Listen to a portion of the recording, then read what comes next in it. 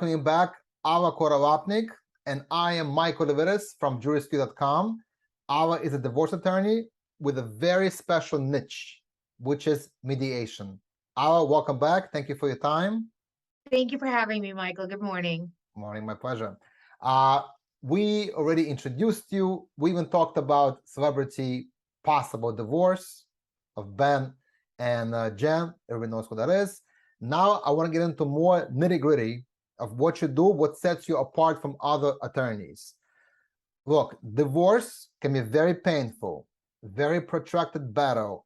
It is very costly. And I've seen many times where emotions take over and the only party that wins, two parties, attorney for one spouse and attorney for the other spouse, because they burn through legal fees in a protracted, lengthy litigation where a lawsuit is ongoing for years and money gets burned. However, there is a possible good solution. I know it's a good solution, which Alla lives by, preaches, and does, which is mediation. So I want to dedicate this session to what it is, why it's beneficial, and why that could be the right choice for you as a couple if you're trying to decouple. So Alla, let's start off with 101, mediation 101. What is it? So mediation is really a self-determinative process to help parties in every kind of dispute. We have commercial litigation for companies that would, don't want to be in a courtroom, right? Alternative dispute resolution.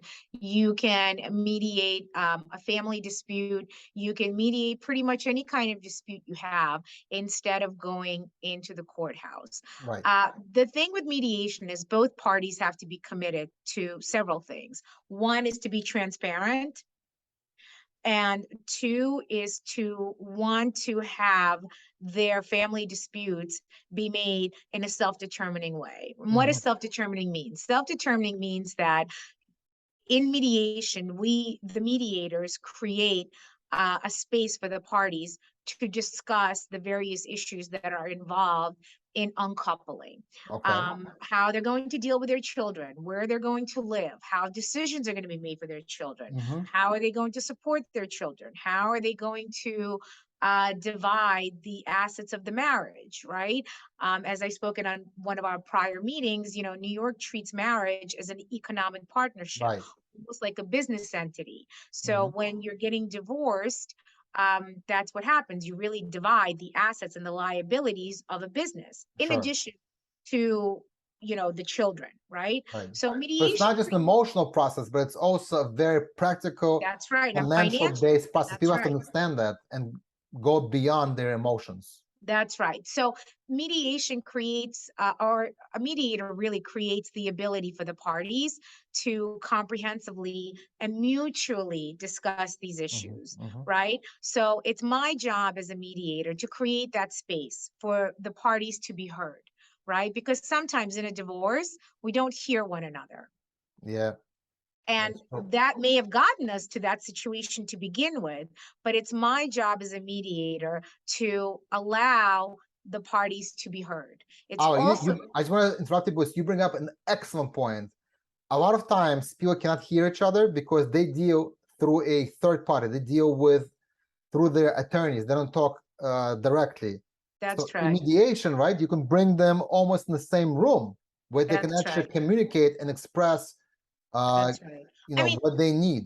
Right. I have some mediations that, bring in the attorneys as well, because part of the mediation process is now it's become, all of the New York City courts, the Supreme Courts have started, they were a couple of years ago, pilot mediation programs, but they're now a permanent aspect of the, New York courts with respect to divorce. So we're going to do a separate session of that, but what is that? Briefly, what does that mean, that a pilot program from the courts?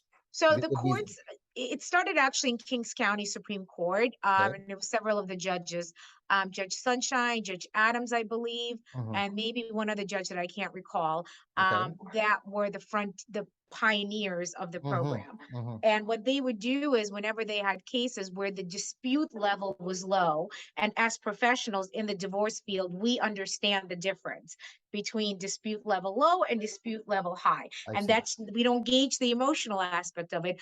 We Mm-hmm. judge it from the pure point of the legal perspective. I see. Okay.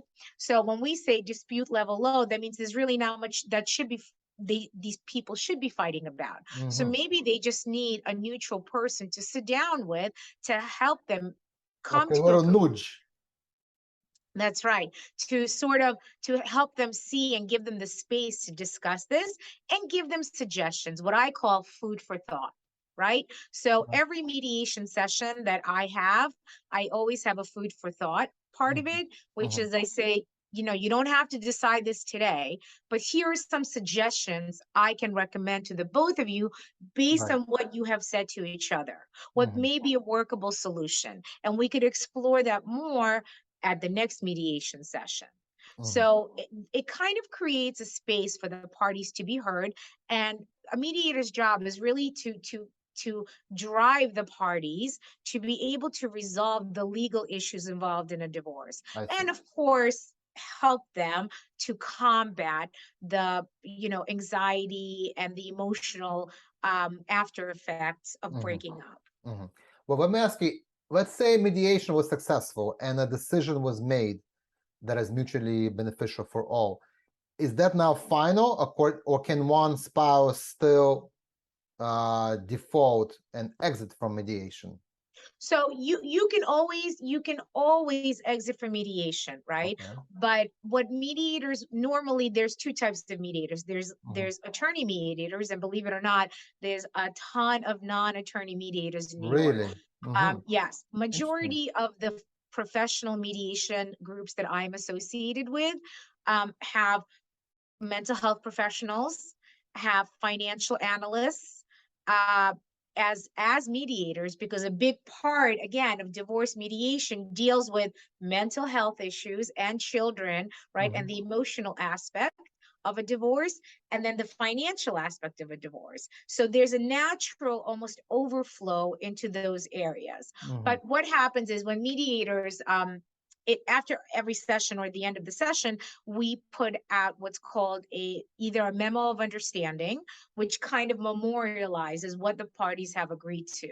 And for the mediators who aren't attorneys, they usually have a group of attorneys that they work with that they can recommend, who are going to be drafting attorneys and or review attorneys. Mm-hmm. And I'll explain what each of those terms mean. Right. A drafting attorney is the person who actually memorializes the parties' agreement from this memo of understanding Okay. into a legal I document, see. which is like a stipulation of settlement agreement in a divorce Mm-hmm. or a separation agreement or any kind of agreement that can be legally enforced. And that's done by a third-party attorney, not by. It can't, no. If it's not an attorney, in other words, if you hire a mediator who's a mental health professional Okay. or who's a financial analyst, Mm-hmm. then it'll be fielded out I to see. another attorney to do. But for instance, for me, my practice, because I'm a practicing attorney as well, Right. I would draft the agreement for Okay, both perfect. parties, Perfect. right? So I'm a neutral drafter. That's what I would do. I Got it. would then encourage both my clients to retain independent counsel, review counsel, as we call Mhm. them, Mhm. right? To help them review the legal agreement to make sure that everything that they think they've agreed to in mediation Mhm. is incorporated into the agreement, and then explain to the parties what certain rights and obligations that they may be giving up, I see. right? Because Mhm. as mediators, we don't give out legal advice. In other words, when I mediate, I take off my attorney hat and put on my mediation hat. So I'm no longer an attorney, I'm then a mediator, which is a very different role. So who would pick you as a mediator? Can a client say to his attorney, I want Alla Kurolapnik to be the mediator?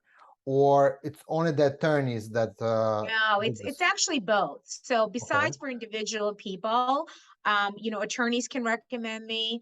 And then I'm also on the neutral roster in New York County Supreme Court, in Nassau County Supreme Court. I'm on the New York State Bar Association ADR roster for neutral mediators. I'm also in the New York State Divorce Counsel Association, Perfect. listed as a neutral mediator. So it can come as any type of a referral, right? So just to be clear, so let's say somebody's getting divorced, they have their own attorney. After seeing this video, they can tell to their attorney, I would like you to approach Alla Kurolapnik if she could be the mediator. Sure, absolutely. Perfect. Okay. We also what we also do a lot, and when I work with other mediators, because sometimes I get the call, and the attorney, the clients want my advice. They want my advice as a lawyer, right? Okay. They want my consultation. They Of want course, to you're know the what I guru, have the to guru say. of divorce law. That's right, the guru. Mhm. I mean, I wouldn't call it a guru, but they want to know what I have to say about the area, right? In those circumstances, I cannot mediate for the couple. I'm Oh, okay. conflicted out. Okay. So in those circumstances, what I become is what's called a consulting attorney, I see. which is another part of my practice. Mhm. I do a lot of consulting attorney work, which is when the parties are going through mediation, they hire an attorney to consult with them throughout the process, right? To help them understand how to make the decisions and what decisions they should make and how to maybe get leverage in negotiating during the mediation I see. process. And then I would review the contract, assuming that they reached that level and they've settled their dispute. Now a very practical question. What happens if you have an attorney who is unscrupulous and they want to drive you into litigation, they want to make the most amount of money they can from you? Can you as a client say, look, I want to fire this attorney, I want to get somebody who's going to get me into mediation with Alla? Absolutely. I mean, look, I always tell people that when they're interviewing attorneys, right? They have to sort of make sure it's a good fit for them, right? Because not only should they know what they're talking about, right? But they should also have a practical aspect, and to the way they counsel their clients, right? And if you feel that you're not getting that kind of advice from your attorney, if you feel that you're not being heard, that all your attorney's saying like we should move forward in court, we should do this, and if you think that there's a possible alternative, right, then of course you can fire your attorney. But the first suggestion, again, beyond the attorneys, this is a very interpersonal marital dispute. You have been connected to this other individual for some time. It's not a stranger. It's not two companies disputing. It's two spouses. So you have to somewhere be able to approach the other person and say, look, this is not working. We're spending so much money and so much energy and all of our mental health fighting each other, with the attorneys making it even worse for us. Do you think there's a chance to sit down with a neutral party to help get us there? So it's really self-determinative. Yeah, it's a must. The takeaway from this conversation is that when you're interviewing attorneys, you must ask them this question: are you willing to consider mediation? If things are not going our way in court, or if we see things too long, too costly, or even from the beginning, let's go to mediator first. That must be on your list of questions to your attorney you're planning to hire. Am I right? Right. Well, right. And just to ask them if they, if they are what we call mediation friendly attorneys, because some attorneys are not. They're not what I call mediation friendly, right? They'll find the dispute. There are other attorneys, so I have a dual role, right? I'm a litigator and a mediator. So when I put on my litigation hat and I'm in court and I'm fighting, those are the fights that I fight. When I mediate. And when a party comes to me and says, look, I want to do this in the most collaborative possible way. I don't want to go to court, but I still want my rights to be preserved, and I still want to maximize what I'm entitled to under the law, right? The idea is, and you hope that the other spouse hires somebody who's just, they hear their client's wishes, and then we sort of engage in what we call attorney negotiations. right? And in those circumstances, you protect your client's rights. You're a zealous, representator of your client's rights Exactly. and Yeah. what they want, but you're also doing it in a way where there's a middle ground, where you can stay out of court and be able to agree to terms that would be able to keep the parties out of the court. And to illustrate this point, can you bring any kind of recent success story you had where a case was in some kind of lengthy and costly litigation, but mediation saved the day? So I did. I had a very interesting case that had a commercial litigation aspect to the case. There Okay. was something that's called a constructive trust. That's a type of action that was following in the divorce action. So it dealt with some, issues concerning property ownership. And it was a hybrid case, so to speak, right? Because you had this commercial litigation aspect, then you had the actual matrimonial and divorce aspect to it. We initially, it started out in front of a matrimonial judge, so it was just a divorce. And it wasn't until later, when the commercial litigation aspect of it started, did one of the judges sort of recommend that we try mediation, which we did. I said, look, it's not a bad idea. We're not going to lose much. Let's, the first session, if it's through the courts, just so you know, the first, as mediators, we're obligated to give the first 90 minutes for free, and then we're charging our hourly rates. Oh, really? Okay, that's useful. Yes. So okay. So you see if you like the process, whether you want to continue or not. That's right. That's right. Interesting. So with that being said, I said, there's no harm. So really what you're paying for is my time if I go into mediation with you. And if we're in court, my suggestion is have the attorneys present, but let the parties really to speak with the mediator, right? And in those circumstances, most often than not, the mediator is going to request what we call as a mediation statement from the attorneys that kind of sets forth the legal disputes, so the mediator can understand what issues to hone in on, where the emotional aspect of this is going to come in, right? And where they need to kind of concentrate, right? So in those circumstances, in this particular case, we all met in front of a mediator, and after 3 sessions, we ended up settling the whole case. Beautiful. Which otherwise, that's a huge win, huge right, would have gone saving on for another 6 months at least, or a year, who knows? Yeah. First of all, not only money, just how much emotion, and how you just able to then pick up the pieces and move on and close the stage of your life, close the divorce, and move on with your life. That's a beautiful thing. Yeah. So no, mediation is definitely, I highly recommend that for people to consider who are embarking on some kind of a marital dispute. Yeah. And I'm happy how the courts now are taking it very seriously, mediation, because I remember being in a commercial dispute years back, maybe 10 years ago, and the judge recommended mediation. We get into a room with a mediator. We sit in the room with the opposing party, and the mediator says, "So you guys willing to talk?" We're like, "Well, not really. We have a big disagreement." Yeah. Okay. So no, right? You can't make a decision together. All right. Fine. You go back to court. Over. That's it.